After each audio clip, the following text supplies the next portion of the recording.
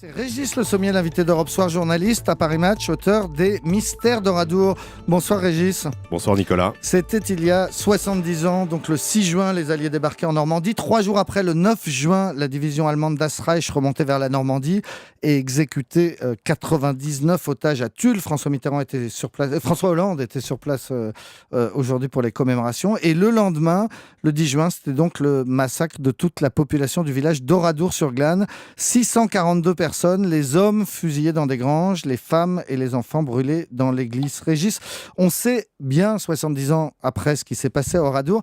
En revanche, on a toujours du mal à comprendre pourquoi ce village, pourquoi la division Das Reich perd le temps, toute une demi-journée, à éliminer toute la population de ce village alors que l'urgence c'est la Normandie. Absolument, c'est ce qui m'a poussé à écrire ce livre, c'est ce constat. C'est de se dire comment une division comme la division Das Reich, qu'il faut le rappeler à nos auditeurs, est le Joker d'Hitler, c'est-à-dire ces 17 000 hommes, une division blindée qui va remonter vers la Normandie, elle a intérêt à y être le plus vite possible. Et quand on connaît l'efficacité de cette division, qui s'est illustrée sur le front de l'Est, notamment avec la reprise de Kharkov, la bataille de Koursk, qui est la plus grande bataille de chars de l'histoire, eh bien on a un peu du mal à comprendre pourquoi cette division déciderait de jeter son dévolu sur un petit village et de perdre du temps quelque part à assassiner ces gens. Donc ce que j'ai essayé de reconstituer, c'est d'expliquer pourquoi, oui, l'horreur d'Oradour s'explique. Elle s'explique dans le contexte insurrectionnel du Limousin, elle s'explique dans la guerre que se livrent la résistance et l'armée allemande, et en l'occurrence la Waffen-SS, avec les épisodes qui se sont passés un petit peu avant. Alors il y a un officier allemand très important qui s'appelait Kampf, qui a été enlevé quelques jours après. On le savait, ce que vous expliquez pour la première fois dans ce livre, c'est qu'en fait c'est la conjonction de l'enlèvement de deux Allemands qui va aboutir à ce massacre. Absolument. Helmut Kampf, il faut le rappeler, est le héros de la division Das Reich. C'est quelqu'un qui a failli mourir 10 fois, qui a mené ses hommes au combat sur le front de l'Est. Il est auréolé de toutes les décorations possibles et imaginables. Il est aussi très apprécié des hommes et très apprécié aussi des chefs et de la hiérarchie de la Das Reich. Helmut Kampf est enlevé la veille, le 9 juin, vers 20h, par la résistance, de façon assez idiote d'ailleurs, puisqu'il se baladait un petit peu en voiture devant ses troupes, et puis il est tombé sur un convoi de maquisards qui l'a capturé. Il faut voir aussi que Helmut Kampf est le meilleur ami d'Adolf Dickmann, qui est le bourreau d'Oradour, qui le lendemain va commettre cet acte horrible. Donc il y a là un concours de circonstances qui fait que les cadres de la division Das Reich sont hystériques, ils veulent récupérer leur homme, ils proposent à la résistance de l'argent, de libérer des otages. Les négociations n'aboutissent pas, et finalement on a un petit peu l'impression que comme la division Das Reich doit remonter vers la Normandie, eh bien qu'elle va laisser Kampf derrière elle, et pour un certain nombre de ses cadres, comme Adolf Dickmann, ce n'est pas supportable, et c'est une des raisons pour lesquelles il va y avoir ce massacre d'Oradour, à mon avis. Ils veulent venger donc la mort probable de leur officier qui vient d'être enlevé, Helmut Kampf, mais pourquoi Oradour ? Parce qu'un autre officier a été enlevé et qu'il a donné des indications sur ce village. Absolument, le lieutenant Gerlach, qui lui est de moindre importance, mais qui en l'occurrence, au moment où les Allemands cherchent à tout prix à savoir où est Kampf pour le libérer ou pour le négocier contre des otages ou de l'argent, eh bien ce lieutenant va venir vers eux en disant voilà, j'ai échappé miraculeusement, je me suis fait attraper par la résistance, j'ai échappé miraculeusement à la mort, et on m'a conduit dans le village d'Oradour, et dans ce village il y avait des résistants en armes qui promettaient d'exécuter un officier supérieur le soir, etc., etc.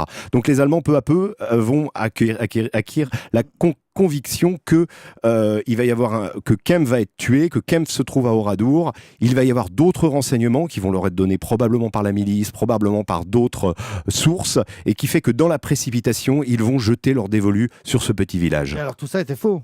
Kampf n'était pas à Oradour. Kampf n'a jamais été à Oradour. Mais les Allemands l'ont cru. Les Allemands l'ont cru. Dans le témoignage de Gerlach, eh bien, il a été probablement dans un autre village qui était à côté. Il est possible qu'il ait vu un panneau indicateur avec marqué Oradour pendant sa capture, et que, il est témoigné là-dessus. Ensuite, maintenant, il y a encore une part de mystère. Moi, j'ai intitulé mon livre Les Mystères d'Oradour.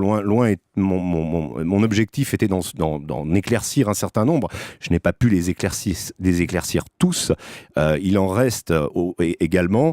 Pourquoi également la division Das Reich Reich, ou en tout cas la 3e compagnie, décide le lendemain de revenir pour maquiller le crime, le surlendemain également. Donc en gros, encore une fois, de perdre beaucoup de temps sur une affaire qui n'est pas gratuite, ne s'est pas passée par hasard. Alors, le bourreau d'Oradour-sur-Glane, Adolf Dickmann, a été tué dans la guerre pas très longtemps après.